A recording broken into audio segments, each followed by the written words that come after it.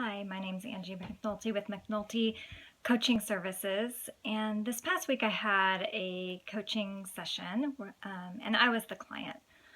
And during that call, my coach challenged me to just sit and be able to sit with my feelings. I've been going through some grief. For those of you that don't know me, my husband and I struggled with fertility for years. And so this past year we were very blessed and able to adopt our 3 foster children. So now we have 3 children, ages 7, 10, and 11. And even though I'm so grateful for the wonderful family I have, I still have a deep desire to have a baby. And so my husband and I are done with our family, but I still grieve that baby that we never had. And so my coach suggested to just sit with my grief and to feel it, because a lot of times I push it down and create a busy life and don't really feel to move past that grief. So this past week I did that. I sat with my feelings and I had some baby clothes that my sisters had given me for when I did have a baby. And I pulled out those clothes, sat with them, and did some crying. And while I was crying, words just came to me to write this letter, and I thought I would share it with you. The reason I'm doing this is because I am hoping that it will help somebody in some way, whether you're going through the same situation or it could be something totally different, that you really just allow yourself some time, some quiet time, to just sit and watch your mind show, not have any expectations on yourself of meditating or clearing your mind, of just sitting in the quiet and seeing what comes. So here's the letter that I wrote. And this letter is to the baby that I never had. My dearest baby, no one else knows you but me. I have seen you, held you, rocked you, stared at you, heard your cry and giggle, kissed your cheeks, smelt your head, given you a bath, wrapped you in a blanket. We have done everything together that mommies and babies do. The only thing I can't do is show you off to everyone I know, for you live in my mind where no one else exists. I had hopes and dreams for you, the biggest one having that we would one day meet in person. That's what hurts the most, knowing that my biggest hope and dream is gone. The hope kept me going for so many years. I never doubted in my mind that you were real. You have been there ever since I was a little girl. Knowing that the hope is no longer there is tearing me apart inside. I feel like I should have fought harder for you, but I don't know how. Just know you will always be my baby, even if it's just in my mind. I love you more than life itself. My love has no boundaries for you. You are my little angel.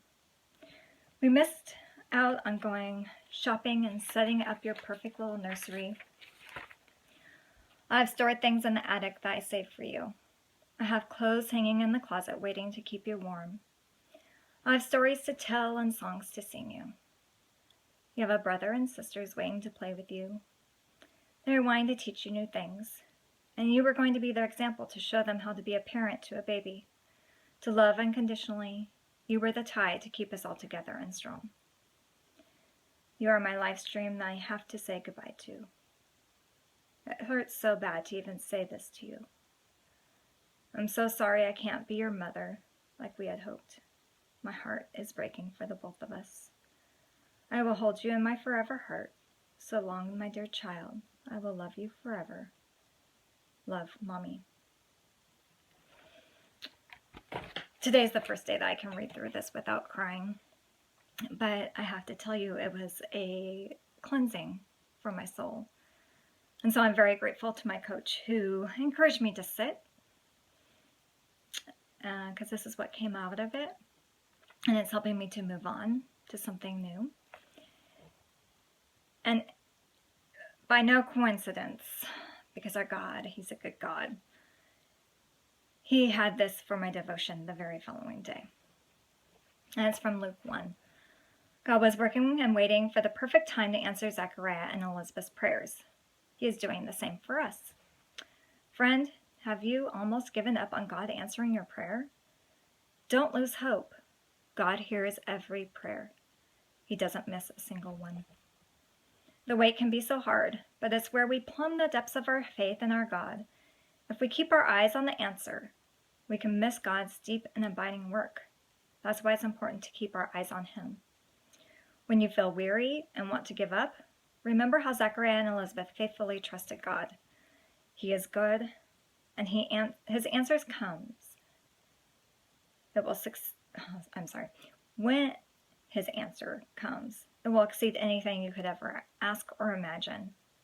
Father, thank you for speaking hope into my heart. Thank you for your plans that are always bigger and better. Help me to trust you fully, trust in your sovereignty that you have a plan, and that plan is good. Give me the faith to press on and endure. Walk with me and wait. I submit my questions and doubt fully to you today and trust you with all my unanswered prayers. Amen. And this was from the app that I do every day, verse 5, which is an awesome devotional app if you're looking for one. And at first I was a little bit confused because I was like, well, wait, I am letting go. And now you're telling me to keep the hope. And so now I'm confused. But the line that stuck with me the most was, if we keep our eyes on the answer, we can miss God's deep and abiding work. That's why it's important to keep our eyes on Him. I've always been keeping my eye on that baby. When's that baby going to come? Having these dreams of this baby. And even when I have my 3 kids, I'm not fulfilled. And have this deep, deep desire for this baby. But I need to move my focus to Him. So I hope this spoke to some of you today. I encourage you to go and sit with your feelings. Just sit with, like I said, go in with no expectation. Just sit and just be. Have a blessed day.